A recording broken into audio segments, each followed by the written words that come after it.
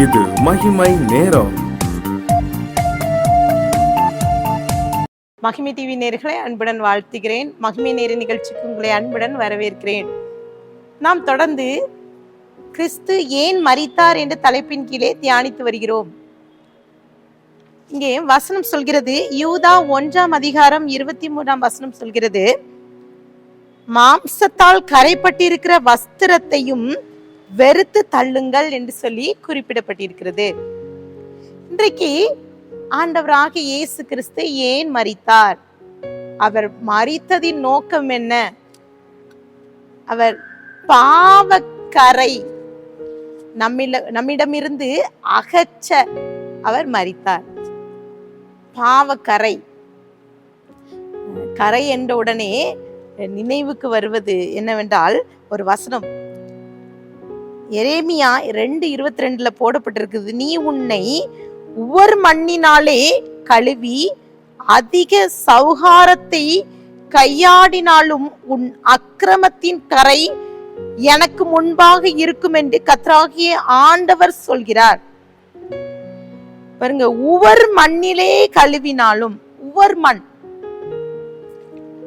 இந்த ஒவ்வொரு மண் என்பது கரிசல், அந்த நிலத்தில் வருகின்ற ஒரு விதமான அந்த மண்ணின் மீது படுகின்ற ஒரு உப்பு திட்டு, அதுதான் உவர் மண் என்று சொல்கிறோம். அந்த கரிசல் நிலத்தில் உள்ள அந்த உப்பு திட்டை எடுத்து ஜனங்கள் அவர்கள் சேகரித்து துணிகளை துவைப்பது என்னும் சுத்தம் செய்வதற்கு பயன்படுத்துவார்களாம். இன்னும் அநேக கிராமங்கள்ல அதை பயன்படுத்துகிறார்கள். அப்போ அந்த உப்பு திட்டுகள் அது சில நேரங்களிலே அபாயத்தை உண்டு பண்ணுகிறது. அது நம்மளுடைய சிலருடைய தோல் மெல்லிய தோலாக இருந்தால் அந்த தோல் வழியாக அது சென்று அவர்களுக்கு பாதிப்பை உண்டு பண்ணுகிறதா. சில நேரங்கள்ல அது கைகளை பாதிக்கிறதா, சில நேரங்கள்ல தோல் பிரச்சனைகள். இன்னும் இதை அதனாலதான் இதை கொஞ்சம் தண்ணீர் கலந்து பயன்படுத்தணுமா. தண்ணீர் கலந்து பயன்படுத்தாவிட்டால் அது அந்த சரீரத்தையே பாதித்து விடுகிறதாம்.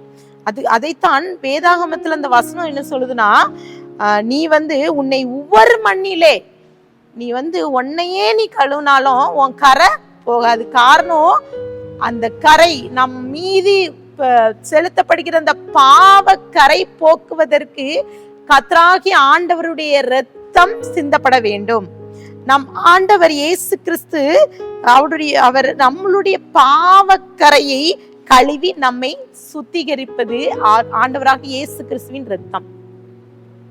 நம் பாவத்தை கழுவுகின்ற ஒரு காரியம் என்னன்னா, அது ஆண்டவருடைய இரத்தமாகத்தான் இருக்க வேண்டும். வேற எந்த விதத்திலும் நம்மளுடைய பாவ கரையை அகற்ற முடியாது. இங்க வேதத்துல போடப்பட்டிருக்குது, ஆதாமும் ஏவாளும் அங்கே பாவம் செய்கிறார்கள், அவர்கள் துரத்தப்படுகிறார்கள். அவர்கள் முதலாக அவருக்கு குழந்தை பிறக்கிறது. காயின் பிறக்கிறான். கர்த்தரால் ஒரு பிள்ளையை பெற்றேன் என்று சொல்லி அந்த பிள்ளைய வளர்க்கிறாங்க. அப்போ காயின் அப்படின்னு அநேக பிள்ளைகள் பெறுகிறாங்க. அப்போ அதுல காயினும் ஆபேலும் அவர்கள் பாவக்கரை, முதலாவது கரை.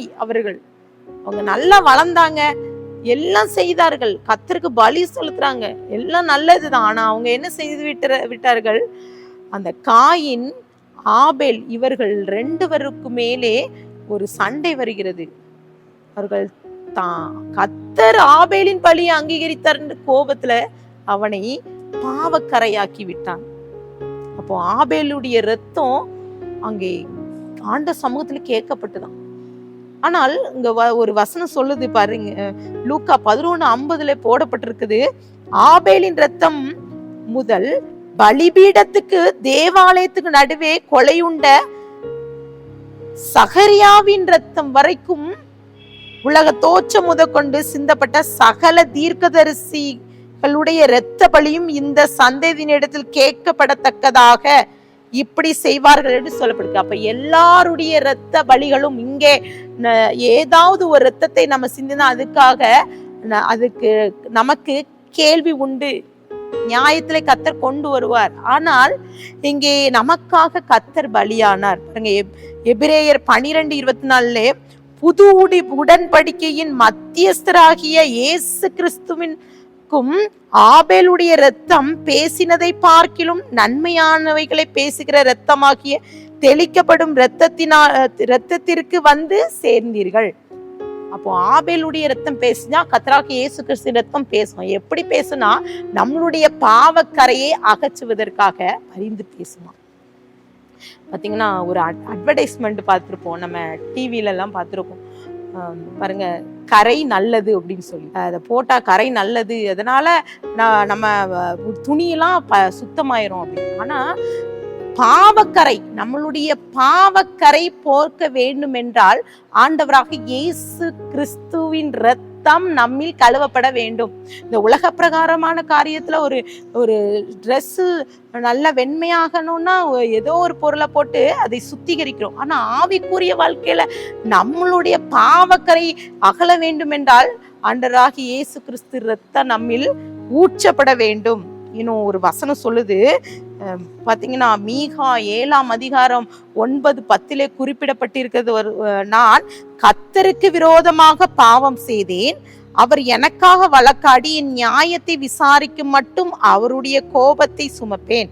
அவர் என்னை வெளிச்சத்திலே கொண்டு வருவார், அவருடைய நீதியை பார்ப்பேன். அவர் திரும்பி நம்மேல் இறங்குவார், நம்முடைய அக்கிரமங்களை அடக்கி நம்முடைய பாவங்களை எல்லாம் சமுத்திரத்தில் ஆழத்திலே போட்டு விடுவார் என்று சொல்லி அங்கே போடப்படும். அப்போ நம்ம பாவத்தை கர்த்தர் சமுத்திரத்தின் ஆழத்தை போட்டு விடுவாராம். அப்ப எத்தனை பேர் நம்புறோம் பாருங்க. அப்போ நம்ம பாவக்கரை அகற்றப்பட வேண்டும், நம்மில் பரிசுத்தம் வேணும் அப்படின்னா நம்மை சுத்திகரிக்க வேண்டும். கர்த்தர் நம்மை இந்த பாவக்கரையில இருந்து நம்ம வெளிவர வேண்டும்னா ஆண்டவராக இயேசு கிறிஸ்து நமக்காக ரத்தம் சிந்தி இருக்கிறார். அந்த ரத்தம் நம்மை கழுவ வேண்டும். எத்தனை பேர் விசுவாசிக்க, கர்த்தராகிய இயேசு கிறிஸ்துனால நான் கழுவப்பட்டு விட்டேன், என் பாவக்கரை நிவர்த்தி செய்து விட்டது, கர்த்தர் என்னை பாவத்துல இருந்து வெளியே கொண்டு வந்தார் அப்படின்னு சொல்லிட்டு எத்தனை பேர் விசுவாசிங்க. இன்றைக்கு கர்த்தர்ட்ட ஒப்பு கொடுப்போமா, ஆண்டவரே என்னுடைய பாவக்கரையை, ஒருவேளை என்னுடைய சரீரம் என்னுடைய ட்ரெஸ் அழுக்கா இருந்தா நான் ஒருவேளை ஏதாவது சுத்திகரிச்சலாம். ஆனா ஆவிக்குரிய வாழ்க்கையில நான் வளராம இருப்பதற்கு காரணம் என்னுடைய பாவக்கரை. அதை நீங்க இயேசுடைய இரத்தத்தால் என்னை கழுவுங்கன்னு சொல்லிட்டு ஆண்டவர்கிட்ட ஒப்பு கொடுத்து ஜெபிக்கலாமா. அன்பின் பிதாவே மெய் ஸ்தோத்திரிக்கிறோம். இன்றைக்கு ஏசப்பா எங்களுக்காக ஏன் மரித்தீர் என்றால் ஏசப்பா எங்களுடைய பாவத்தின் கரையை போக்க மீனப்பா நாங்க இன்றைக்கு ஒப்பு கொடுக்கிறோம். உடைய ரத்தத்தால் எங்க கழுவுங்க. இந்த வார்த்தையை கேட்டுக்கொண்டு இருக்கிற எல்லாரும் மேலும் உடைய ரத்தம் பாய்ந்து செல்லட்டும். உடைய கல்வாரி சிலுவையில சிந்தின ரத்தம் எங்களை சுத்திகரிக்கட்டும். நாங்க நிச்சயத்தை பெற்றுக்கொள்ள, நீங்க எங்களை பாவக்கரையை அகற்றிவிட்டீங்க, நிச்சயத்தை பெற்றுக்கொள்ள கிருபை தாங்க. துதிகான மகிமை எல்லாம் நமக்கு ஏறடிக்கிறோம். மீட்பர் மூலம் கேட்கிற பிதாவே, ஆமென்.